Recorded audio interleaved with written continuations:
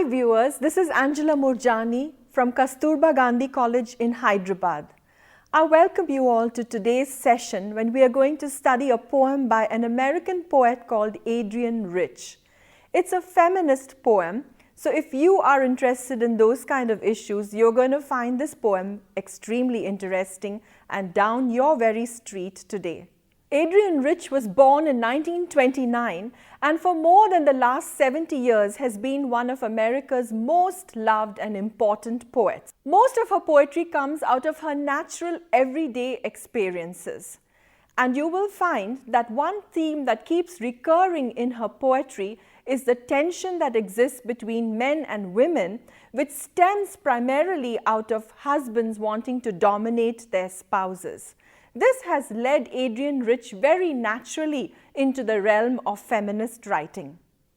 Rich was brought up in a well-off family of mixed parentage, Jewish and Protestant, and this itself led to much tension that was reflected in many moments of heavy silence in their household. She lived in the day when there were fixed expectations between husbands and wives, and it was very common for men to dominate their women, and women were expected to live a life of subservience to their husbands. All of these elements are reflected in the poem Aunt Jennifer's Tigers that we are going to be studying today. In fact, the main image in this poem is of a husband who terrorizes and dominates his wife to the extent where she has to find an alternative imaginary world in which to escape in order to just be able to cope with the situations of her life. The poem has two main themes. In the first theme, Adrienne Rich explores this woman who is helpless in a marriage in which she is being dominated by a husband who fails to see her needs and her wants. She feels suffocated by the unwritten rules that society restrains her with, and she feels constrained and trapped in a marriage that appears to her to be going nowhere. Adrienne Rich portrays the sadness of Aunt Jennifer through the poem. Rich was fascinated by people who could use a hobby like artwork in order to create another world. So in this poem, she explores the idea of how people who are unable to cope with life situations create a world in which there is happiness, peace, joy, comfort, all the things which they are missing in their real world, and this imaginary world becomes to them more real than their real world. An important aspect of this poem is the feminist concerns that are expressed by Rich through it. It's pretty clear through the poem that the main issue that Adrienne Rich is wanting to address is gender bias. She is terribly upset by the unequal equation between men and women, and it is very disturbing to her to see how in a male-dominated world, men will use every opportunity to subjugate and oppress women. Rich is sharply critical of men who force women to create another world, a world in which they can find peace, happiness, and the aspirations and the dreams that they hold dear to themselves, even if they can escape into this world only temporarily because it is imaginatively and aesthetically constructed.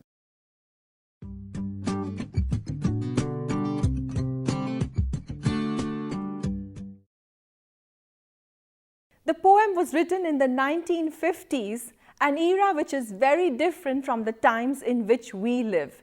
In those days, roles and expectations for people were dictated on the basis of gender.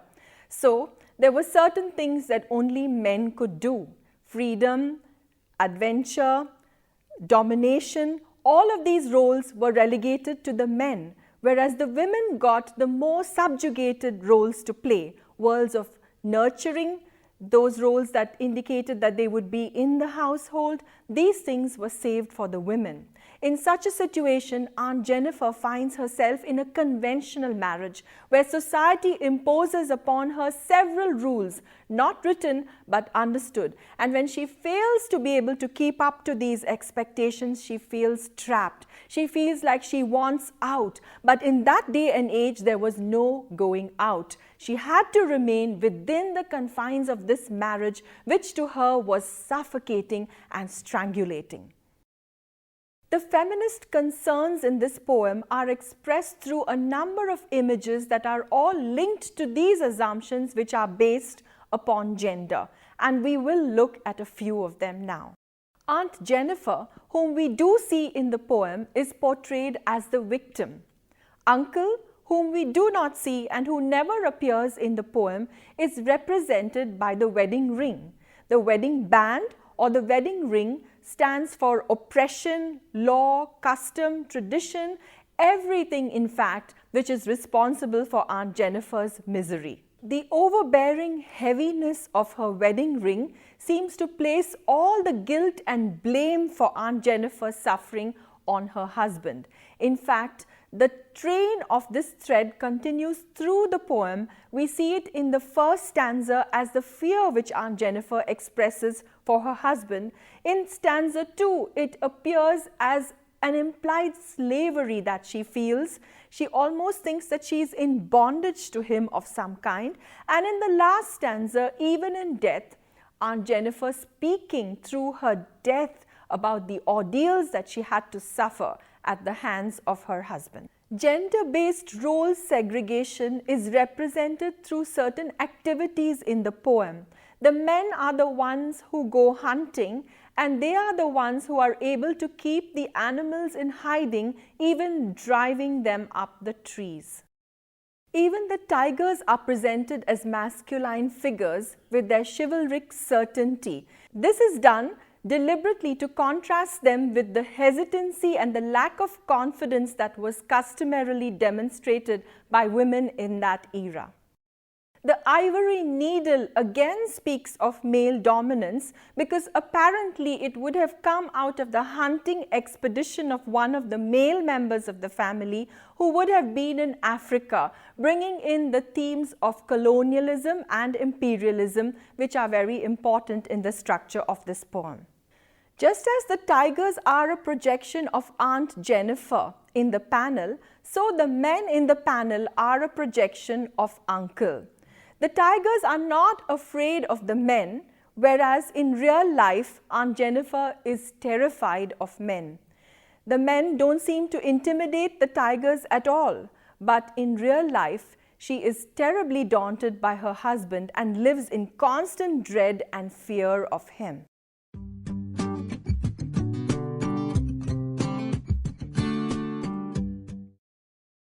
Aunt Jennifer's Tigers appears in the first collected volume of Adrienne Rich's poems. It represents a typical product of her earlier work. It is a poem that has 3 stanzas, and each stanza is a quatrain. A quatrain, as you probably know, is a verse that has 4 lines. Each of these quatrains is made up of 2 couplets. A couplet is a verse again of 2 lines and comes from the same word as couple, and the couplet has an internal rhyme scheme. Technically, the poem demonstrates flawless craftsmanship with an excellent attention to meter and rhyming couplets. Aunt Jennifer's Tigers by Adrienne Rich. Aunt Jennifer's tigers prance across a screen, bright topaz denizens of a world of green. They do not fear the men beneath the tree. They pace in sleek chivalric certainty. Aunt Jennifer's fingers flutter through her wool, find even the ivory needle hard to pull. The massive weight of Uncle's wedding band sits heavily upon Aunt Jennifer's hand. When Aunt is dead, her terrified hands will lie, still ringed with ordeals she was mastered by. The tigers in the panel that she made will go on prancing, proud and unafraid.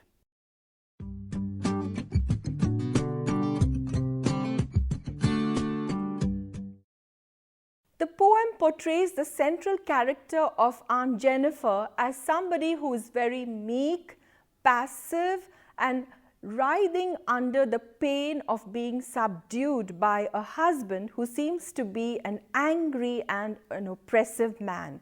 She feels the bounds of society around her and cannot tolerate them, yet at the same time cannot do anything about them.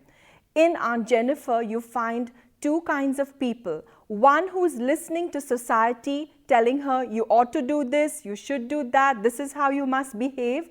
And on the other hand, within her was another voice, a voice which had dreams and aspirations, and this voice was at loggerheads with the voice of society.